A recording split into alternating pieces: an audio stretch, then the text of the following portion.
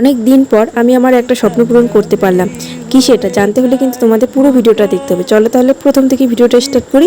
Hi everyone, আমি মৌমিতা, তোমাদের সঙ্গে নিশ্চয়ই আবার একটা ছোট্ট মিনি ব্লগ। আর আমার ছোট্ট মিনি ব্লগে তোমাদেরকে স্বাগত জানাই। যারা যারা এখনো অবধি আমার পেজটা ফলো করোনি তারা পেজটা আমার ফলো করে রেখো, আর যারা চ্যানেল থেকে দেখছো তারা চ্যানেলটি সাবস্ক্রাইব করে রেখো। এদিকে আমরা বাবা মেয়ে সকাল সকাল একদম বাড়ি থেকে স্নান খাওয়া দাওয়া সেরে বাড়ি থেকে বের হয়ে পড়ছি। তাই সবাইকে গুড মর্নিং। তখন ওই সকাল ঘড়িতে 7:30 মতন বাজে, আর আমরা তখন কিন্তু ধূপগুড়িতে পৌঁছে গেছি। আর দেখো ধূপগুড়িতে সকাল সকাল পরিবেশটা খুব সুন্দর, তাই না? আর তোমরা কারা কোথা থেকে ভিডিওটি দেখছো অবশ্যই কিন্তু কমেন্ট করে জানাবে। এখন আমরা যাচ্ছি ধূপগুড়ি বাস স্ট্যান্ডের দিকে, কারণ আমরা এখান থেকে একটা বাস ধরে আমরা অন্য জায়গায় যাব। বাবা আলাদা দিকে যাবে আর আমি আলাদা দিকে যাব। আজকে কিন্তু আমি একা যাব না, আজকে আমার সঙ্গে আবার 2-3 জন ফ্রেন্ড আমার সঙ্গে যাবে। আর ওইদিকে আমার বাবা লক্ষ্য করছিল বাস আসছে কিনা। এদিকে তো আমার ফ্রেন্ডের সঙ্গে আমার দেখা হয়ে গেছে। এখন আমরা সবাই মিলে দাঁড়িয়ে আছি রাস্তায় স্টেট বাসের জন্য, কারণ আমরা লোকাল বাসে যাব না, আমরা স্টেট বাস ধরে যাব। লোকাল বাসে গেলে একটু লেট হবে, আর স্টেট বাসে গেলে একটু তাড়াতাড়ি পৌঁছতে পারবো। সেজন্যই আর কি আমরা স্টেট বাসের জন্য অপেক্ষা করছিলাম। তো অনেকক্ষণ অপেক্ষা করার পর কিন্তু আমরা স্টেট বাস পেয়ে গেছি আর উঠেও পড়েছি। কিছু কিছু ভিডিও ক্লিপ নিয়েছি তোমাদের সঙ্গে শেয়ার করব বলে। এটা হলো রানীরহাট মোড় পার হয়ে গেছে ওই রাস্তাটা। তো এখন আমরা যাচ্ছি আমাদের গন্তব্যস্থলে। তারপরে ময়নাগুড়ি পার হয়ে যে ব্রিজটা, এই ব্রিজটা যখন ছিল না এখানে কিন্তু প্রচুর জ্যাম লেগে যেত, বাড়ি ফিরতে ফিরতে আমাদের অনেকটাই লেট হয়ে যেত।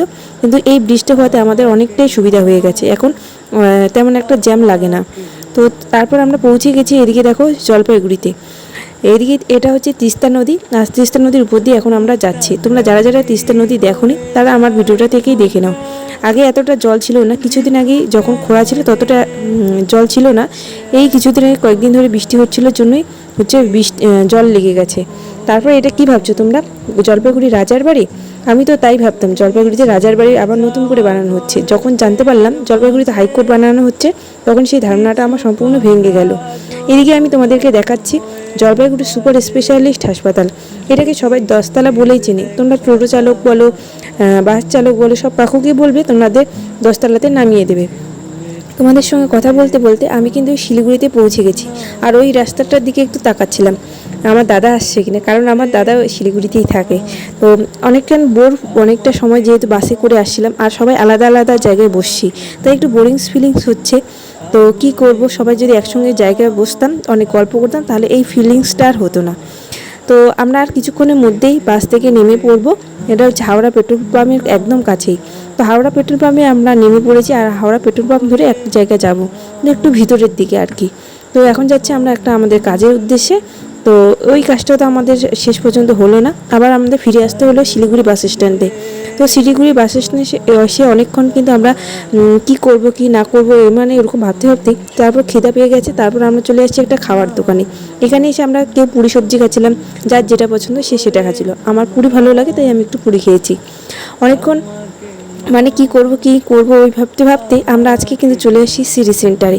আজকে আমরা দার্জিলিংও ঘুরতে যেতে চাইলাম, কিন্তু আমাদের বাড়ি ফিরতে ফিরতে অনেকটাই লেট হয়ে যাবে, তাড়াতাড়ি বাড়ি ফিরতে লাগবে যেহেতু আমাদের গ্রামের বাড়ি। আর ওদিকে আমার আর একটা বান্ধবী, ওর বাড়ি যাওয়ার একটু বেশি প্রবলেম হয়ে যাবে, কারণ ওর ওদিকে বাড়ি যাওয়ার দিকে টোটো বলো, তারপর হচ্ছে সাফারি যে গাড়িগুলো থাকে সেগুলো পাওয়া যাবে না। তাই আর কি আজকে আমাদের দার্জিলিংয়ে যাওয়া হলো না। যদি যেতে পারতাম তাহলে অনেকটাই হয়তো ভালো লাগতো। তো যদি অন্যদিন যাই তাহলে তোমাদের সঙ্গে কিন্তু শেয়ার করব। এখন আমরা সিটি সেন্টারের ভিতরে এসেছি।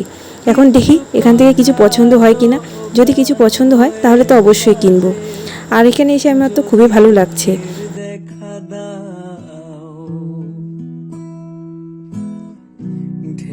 এখানে এসে আমার খুব ভালো লাগছে, মানে খুবই ভালো লাগছে। আমরা 4জনই এসেছি, আর ফ্রেন্ডের সঙ্গে আসলে কিন্তু সবথেকে বেশি মজা হয়। এই দেখো আমার ফ্রেন্ডটা কেমন ওর লুকোচুরি খেলছে আমার পিছনে পিছনে। তো আর মা বাবার সঙ্গে কিন্তু সেই হাসি মজা ঠাট্টাটা হয় না, যেটা ফ্রেন্ডের সঙ্গে কিন্তু হয়। কে কার পিছনে লাগতে পারে, কে কাকে দেখে হাসাহাসি, এগুলো কিন্তু আমরা ফ্রেন্ডরা আসলেই অবশ্যই হয়। আর তো তারপর তোমাদের সঙ্গে কথা বলতে বলতে আমরা কিন্তু এখন ট্রেন্সে একটা মলে ঢুকে পড়েছি। এটা হচ্ছে ট্রেন্স। তো ট্রেন্সের কুর্তি কালেকশন নিয়ে কি বলবো, একদম ওয়াও। তো আমাদের ধুপগুড়িতেও আছে ট্রেন্স, তো আমি ওখান থেকে কেনাকাটা করি। তো আজকে আমি এখানে এসেছি, তো ভাবছিলাম আমাদের বাড়িতে সামনে বিয়ে আছে, ভাবলাম যে এখান থেকে যদি কিছু পছন্দ হয় তাহলে কিছু কিনবো, যদি আমার সামর্থ্যের মধ্যে হয়। কারণ আজকে তো আমরা একটা কাজের জন্য এসেছি, কেনাকাটা করার জন্য আসিনি। তো যদিও পছন্দ হয়, যদি সামর্থ্যের মধ্যে থাকে তাহলে কিনবো, কিন্তু আমার সেই সামর্থ্যটার মধ্যে হয়নি, যেই ড্রেসটা আমার পছন্দ হয়েছে। তারপর এখানে দেখো, তো তোমাদের সিটি সেন্টারের ভিতরটা দেখাচ্ছি, একদম ভিউটা জাস্ট ওয়াও, আমার তো খুব ভালো লেগেছে। আর এখানে ছোট ছোট বাচ্চাদের অনেক খেলনার জিনিস ছিল, আর ওই সেগুলো দেখে কিন্তু আমারও খেলার ইচ্ছা করছিল। আর একটা দেখছিলাম ট্রেন, আর ট্রেনটাতে মনে হচ্ছিল আমিও উঠি, কিন্তু আমাদের তো উঠতে দেবে না, একদম ছোট ছোট যারা বাচ্চা তারাই মাত্র উঠতে পারবে। যখন তুমি এই ট্রেনটার ছবিটা তুলবে ফোনের মধ্যে, তখন কিন্তু মনে হচ্ছিল যে কেউ ছবির মানে খাতার মধ্যে আর্ট করেছে, সেরকম দেখতে লাগছিল। তো তারপর আমরা একটা লিফটে উঠেও পড়েছি, আর যেহেতু আমাদের 4 জনের বাড়িতে কারো বাড়িতে আমাদের লিফট নেই, তাই ভাবলাম না তাহলে লিফটে উঠেও মজা নেই। তা আমরা প্রথমে আমার একটা ফ্রেন্ড ও ভুল টিপ ছিল, তো ওর জন্য আমরা একদম নিচে চলে গেছিলাম, তারপর আবার রিটার্ন করে আসছি। এখানে আমি একটা শর্টস ভিডিও বানানোর জন্য এরকম করে ভিডিও বানাচ্ছি, যদিও আমার ফোনটা অত দামি ক্যামেরা না, তাই আর কি আমার কেমন ঝাপসা ঝাপসা হচ্ছিলো। যাই হোক, চলবে নাকি। তো তারপর এখানে আমরা আসছি বাটা শপে, তো এখানে দেখি বাটা কালেকশন। আমার বাটা জুতা তো আমার ভীষণ ভালো লাগে, কারণ অনেক দিন টেকসই দেয়। আর আমি যেরকম টাইপের জুতা চাচ্ছিলাম সেরকম কিন্তু পাইনি, তবু আর কি ভালো লাগছিল। আর আমাদের ধূপগুড়িতে একটা বাটা শপ আছে, কিন্তু অনেক ছোট্ট একটা দোকান, সে এতগুলো কালেকশন সেখানে আর নেই। তো তারপর আমরা এই যে আমার বড়লোকের ফ্রেন্ড চলে আসছে আইফোন কিনতে, ও এখন আইফোন কিনতে চলে আসছে আর আমাদের নিয়ে আসছে এখানে আইফোন দেখাতে। তো আমরা তো ফার্স্ট টাইম এখানে দেখলাম আইফোন, যেহেতু আমাদের হাতে এখনও অবধি আসেনি, কারণ আমাদের হাতে অত পয়সা নেই। তো আমার ফ্রেন্ডটা কিন্তু ইচ্ছা করলেও কিনতে পারতো, কিন্তু ও কিনলো না। ও কিছুদিন আগেই একটা ফোন কিনছিল 50,000 টাকা দিয়ে, তাই ও আজকে আর কিনলো না। ও কিন্তু বড়লোকি ফ্রেন্ড, এর জন্যই বলছিলাম যে ও আমাদেরকে আইফোন দেখাতে নিয়ে এলো, নাহলে হয়তো আমরা এই আইফোনের দোকানে আমরা ঢুকতামই না। তারপরে এই যে ওর কভার নিতে গেল। তারপর আমাদের ধুপগুড়িতে যে কভার মানে ওর ফোনটা যে কিনছে, ওই ফোনের কভার ভালো মতো পাওয়া যায় না, ভালোও পাওয়া যায় না, তাই আর কি এখানে ও ভালো কভার পেয়ে গেছে, তাই এখানে ও কভার কিনে নিল। আর এখন আমরা বাস খুঁজতেছি, যেই বাসটা সেবক দিয়ে যাবে আর কি মালবাজার, সেই বাসটা এখন আমরা খুঁজি। সেই বাসটা পেলে কিন্তু আমরা ওই বাসটাতে করে বাড়ি যাব। তো সেই বাসটা শেষ পর্যন্ত আমরা আর পাইলাম না, মন খারাপ করে আবার যেই বাসে করে আমরা শিলিগুড়ি জলপাইগুড়ি মানে ধূপগুড়ি যেই নর্মাল রাস্তাটা আছে, এই রাস্তাটা দিয়ে আবার ফিরতে হলো আমাদের। যাই হোক, এরকম করে মন খারাপ করতে করতে কিন্তু আমরা পৌঁছে গেছি একদম ধূপগুড়িতে।